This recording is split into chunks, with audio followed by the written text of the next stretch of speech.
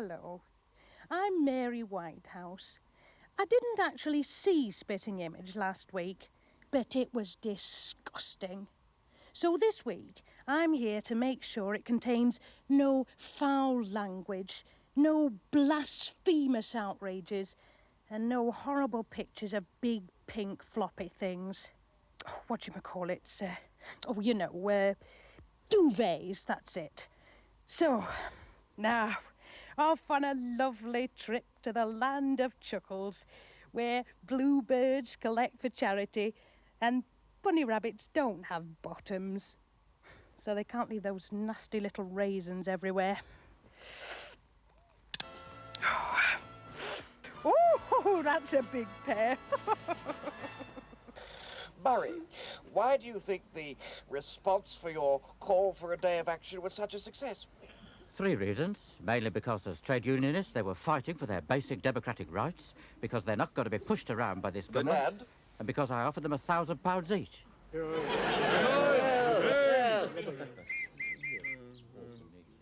Now come on, everyone. Do hurry along. Don't dawdle, Geoffrey. I'll send you to Northern Ireland. Places, everyone.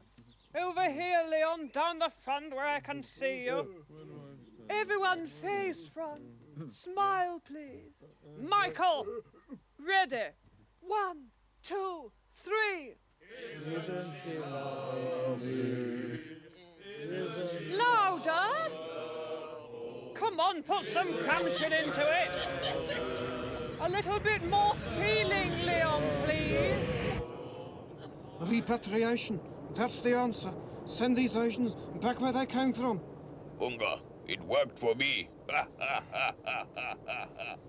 Tell me, Mr. Mugabe, what exactly are your aims in Zimbabwe? Outlaw the opposition and achieve a smoothly functioning one-party state. Oh, just like Mumsy. I will treasure this moment all my life. It is, believe it or not, an honor, not only for me, but for the entire British film industry, in which I am a mere, nay, not even a cog, but a sprocket. As I stand here in total naked humility before you, I know that if the Mahatma were here today, he'd be very, very old. Would it be any quicker if I asked for a urine sample? I'm standing in the cold, damp workings of a Yorkshire coal mine, and I'm here as president of the NUM to show the people of Britain at first hand some of the scandalous conditions my members have to work in. Aye, lads, I'm down here in main corridor to point out... It's called the main shaft. Shaft, right. It's cold and damp and rat-infested, and some of these pot prips don't look too safe. Oh, no, you mean pit props. Pit props, yes. And how many years have they been there, holding up the roof because the coal board refused to invest money in the industry? Well, I don't know, it's about 5 minutes. We just put them in. Tell me, how far do you have to crawl on your bellies to get to the coal factory? We don't have a coal factory down here. We got a coal face. That's good enough. I mean the coal face. I'd like to show the people at home this lump of coal, which you... Scandinavian crisp bread. You what? Scandinavian crisp bread. Coal, that's different. It's sort of the flat and shiny coal. Which you lads have to hew out with these shovels. No, it's not a shivel. Not a shivel. No. It's a hammer. And in any case, we've got very complicated machinery. Yes. Digging out coal. Just press a button. That must be pretty hard on the thumbs, eh? Arthur, how long is it since you were down a coal mine?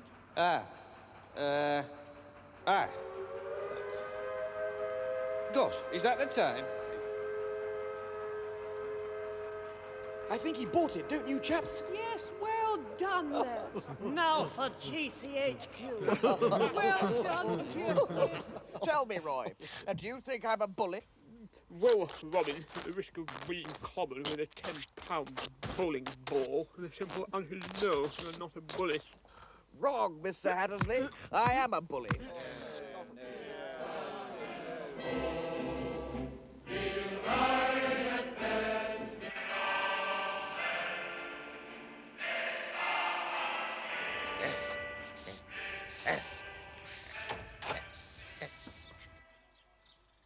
Oh, why, Herr von Wilcox, how nice to see you. My dear Frau Thatcher, good afternoon.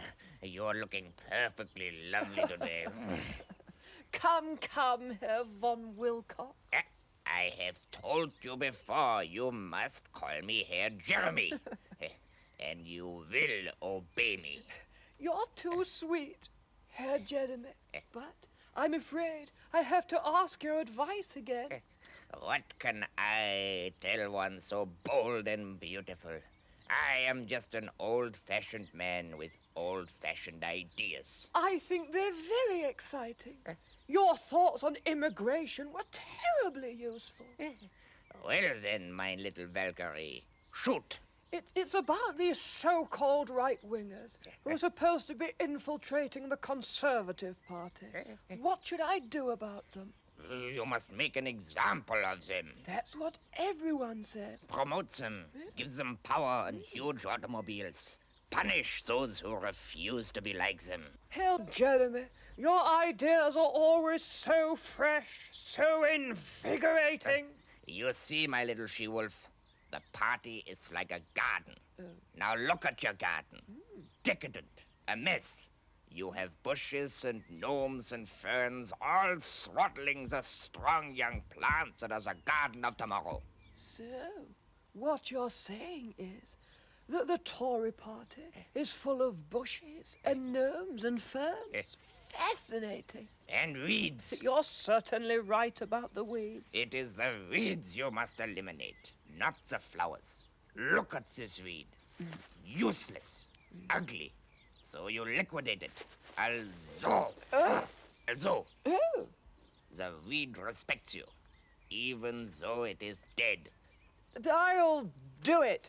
I'm going to follow your advice. You are strong, my little Iron Maiden. I like that in a woman. You remind me of a very special friend I once had.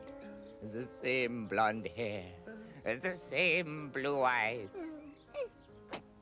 If only I was 30 years younger. Well, you'll always be very special to me, Herr Jeremy. You know, you really must come round one of these days. Have you ever been inside number 10? Once, in 1940, I came that close. Really? But with you there, why, I almost feel like I run the place. In the old days I went for this. I protested about racial prejudice. I wanted all men black and white to have a chance. But now all I wanna know is who's stealing my underpants. Hey, Mr. Laundromat owner, I really must protest. Each time I do my laundry, I got one pair of pants less. And during the course of a year, that means all my goddamn undies disappear. Now, I seen some hard times, I taken some knocks. I did not protest when someone stole my socks. Well, I know it's a hard world and you and I are in it. But stealing a man's wife, friends, hey, that's the limit. Well, I've not seen any of the programmes so far. I've been too busy writing letters about it. But the one blessing is they haven't done the Queen. Oh, I know I'd be very upset if someone imitated me. Yes. Oh, that's awful. Oh, smelling salts, please. Oh. I'm ready to see you now, Mom. Oh, just a teeny-weeny moment, Mrs. Thatcher. I'm in the middle of an absolutely vital call. So that's a £5 each way on Saucy Peg at the 2:30 in Newmarket. Yes, she's here now. Awful. Oh, don't make me laugh. Oh, no, please, no, I've got to go and see her. Answer that, will you, Nancy? Okay, honey.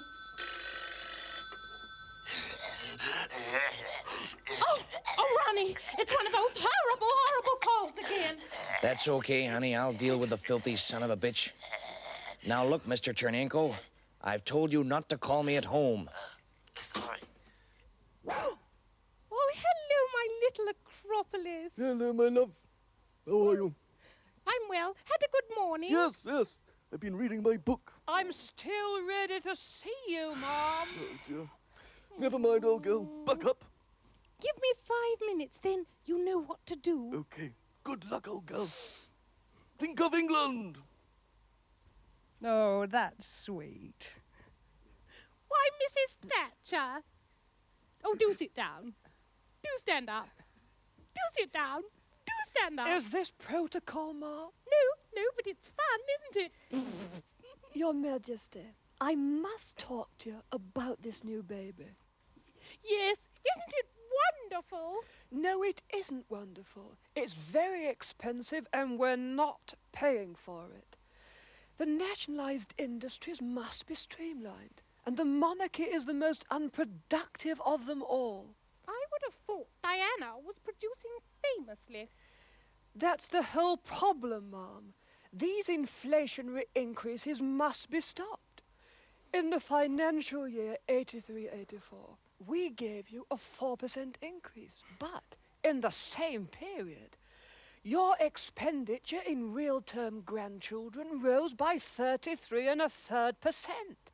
I hope you're not suggesting that I pay for the child out of my own pocket. I mean, there's nannies, Gordonstone, Navy uniforms, extra cramming to get him into Cambridge, massive dental work, and a duchy when he's 21. Your Majesty, I don't expect the people of Britain to subsidize my relatives. That's because the people of Oman do it. Well, if it's not your grandchild, there's plenty of excess fat in the monarchy. You leave my sister out of this. You must admit, Mrs. Thatcher, that at least she livens up the newspapers. And so do I, Ma'am. Why, only last month I was on the cover of The Economist. Really? Diana was on the cover of Woman, Woman's Own, Woman's Realm, People, Time, Newsweek, Tidbits, Brides, and Puzzler. Well, at least I don't strut around in ludicrous little hats. Yes, but you'd love to, wouldn't you? Ma'am, this is my final word. Ooh. Your new grandchild will have to take the same chances as other working men and women of this country.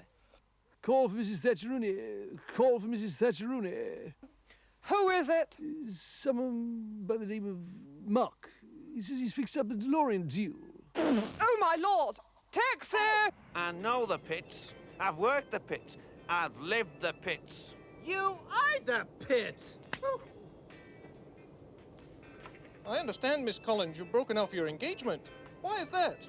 Would you marry somebody who thinks about nothing but sex, sex, sex, morning, noon and night, 7 days a week? No, I wouldn't. No, and neither would he.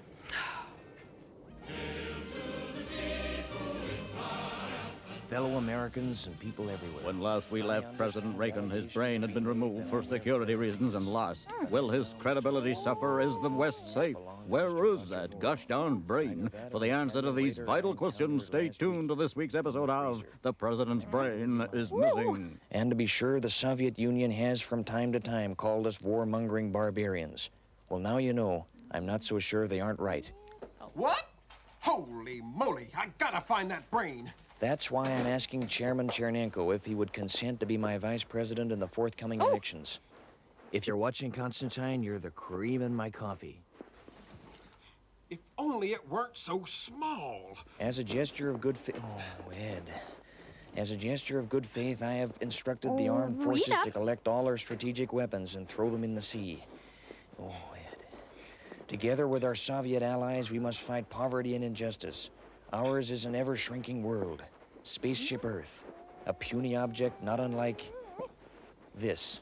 Small, fragile, alone. Holy moly! The brain! Careful, Ed, you'll break the world. Yes, sir, Mr. President. We must, all of us, Americans and Soviets, reach out our hands to poor people everywhere. And when they reach forward to grasp our hands, we must knee them in the nuts. Phew! Back to normal. Yes, my friends, God gave us poor people for only 2 reasons. 1, to work all week for practically nothing. 2, to give us something to laugh at on Sundays. What? Ed, you are such an asshole. Thank you, Mr. President. Friends, you may remember a while back my inviting Chairman Chernenko to be my running mate. I am now uninviting the commie bastard. I take full responsibility for this stupid and idiotic mistake.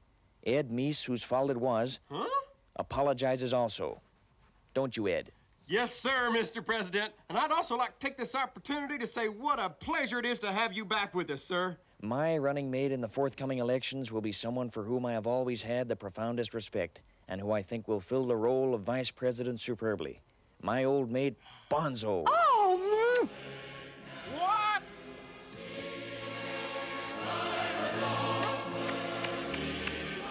Congratulations. Is the president his old self again, or has a ghastly mistake been made? The answer to both these questions is yes, folks. Will it make any difference now that the United States of America is governed by a nut? Has the president's brain made good its escape? Or has it just slipped out to the bathroom? Find out soon in The President's Brain is Missing.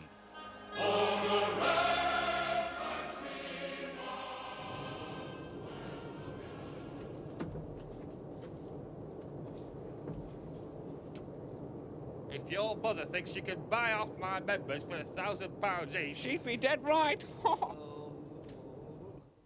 Next question, please. Yes, you there. Come on. Commissioner Sir Kenneth Newman, head of the Metropolitan Police Force. I would like to ask Lord Lucan if he could offer me a clue as to his whereabouts. Lord Lucan? I'm sorry, but obviously I cannot divulge my whereabouts at this time. That would be quite out of the question. All right, then, Sir Kenneth, where do you think he is? Come on, Mr. Day, I'm not stupid. It's obvious where he is, isn't it? He's in South America. Sir Richard, your cigarettes. Loves, darlings, let me say from the bottom, from the very depths of my heart, what an honor, a totally unexpected honor this really is. I can honestly say this dream, this mirage that I have nurtured for the past 30 years has now made me a proud yet cringingly humble man. What can I say but thank you? And your spaghetti, sir? Loves, darlings, this really is completely and totally unexpected. You, sir, yes, the personable, good-looking gentleman over there, the one that looks a bit like Robert Redford. Do the panel ever feel that the chairman ever tries to make them look small and unimportant? No, that's complete nonsense. I'm sure everyone on the panel would agree that in no way at all are we made to feel insignificant or small or... Well, what did you think? Of course, it had a few filthy, perverted, obscene and disgustingly depraved bits, but I think I'd better look after those myself. Ooh, that's a good bit. Once in a while, there comes a guy who catches your imagination.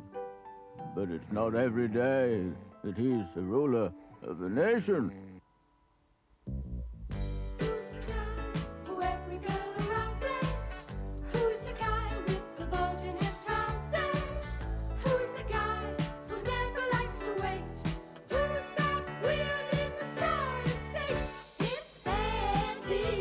My close friends call me Randy. I'm a naughty guy. contraception comes in handy, or I'd have more children than Princess Di. I like to have a lie down wherever I go, 'cause I'm just a prince who can't say no.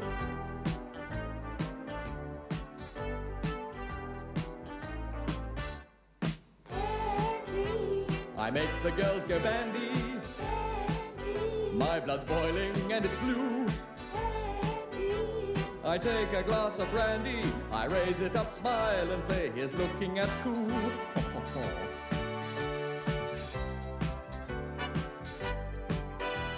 'Cause I'm just a prince.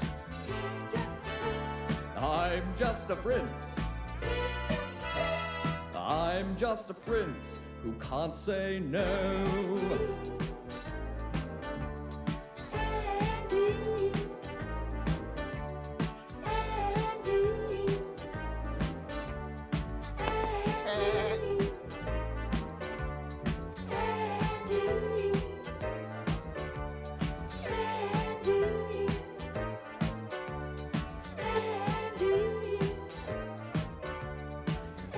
Look at Daddy, Mr. Vice President.